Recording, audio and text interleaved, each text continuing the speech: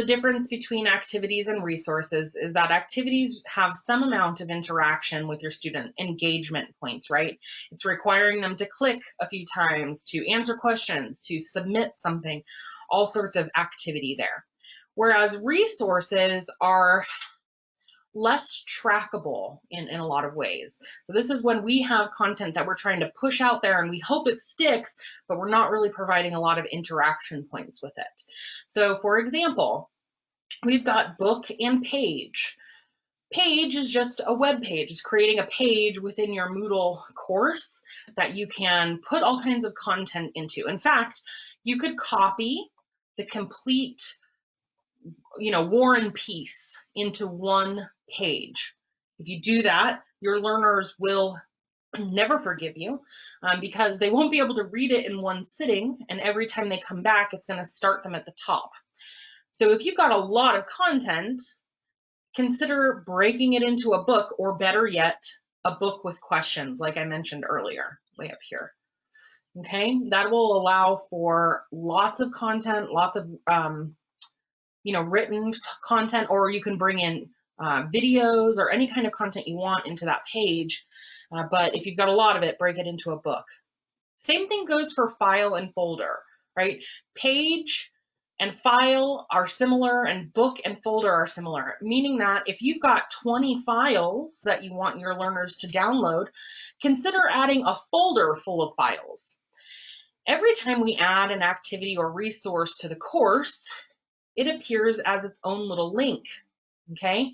So if you've got 20 files, you'll have 20 little links, and every one they click on will download that file.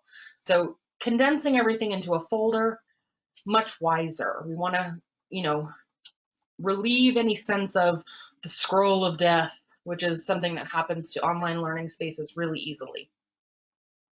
Next, we have Ims Content Package, which honestly is a tool for folks that are coming from a different learning management system, so you probably don't need to use that one. Then we have the label resource. The label resource is different from everything else in this list because, as I just said, everything that you add in this list creates a link for students to click on to engage with that activity or resource. Label is different. It takes whatever you want and puts it smack dab on your course page. So for example, if I click add a label, I don't have to give it a name first, so I won't. And instead, I'm going to bring in a picture. So here's my label text. I've got this great WYSIWYG editor. I can bring in an image by clicking on the image icon there. I can say browse repositories, and I've got the various repositories that are connected to my system, including Wikimedia, which has Creative Commons use resources, images, and stuff like that. I'm going to look for a fire truck. I always look for a fire truck. It's a safe bet. And these are all of the fire truck images that I can use from this, shareable, this Wikimedia space. So I'm going to do this one. I've never done this one before. I'm going to make a copy of the file because links tend to change. And it's going to insert an image of a fire truck right in here. So I'm going to give it an alt description, fire truck that is red next to some greenery. I can give it a size.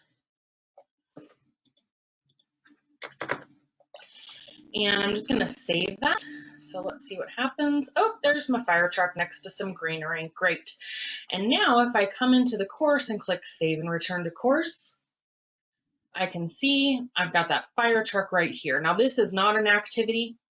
It's just out there. It's a piece of instructional design. And if I come in and click Edit Settings, it'll allow for me to make changes here. So one change that I could do is I could say, okay, take me to Wikipedia. And I'm just going to come to their front page. I guess I could have just said wikipedia.org. I'm going to copy that link. Then I'm going to come back to my, fire truck. I'm going to select my image. I'm going to create a link, and I'm going to link it to Wikipedia. Now when I save and display, or save and return to course, this image becomes a hyperlink. Students can click on it and boom, it's going to take them right to Wikipedia. We can do all kinds of stuff with the label activity. This is just one example of something that we can do with label. But as our trainings progress, I hope that we come back and revisit all of the things that we can do with that guy. I think that was the last. Oh, nope.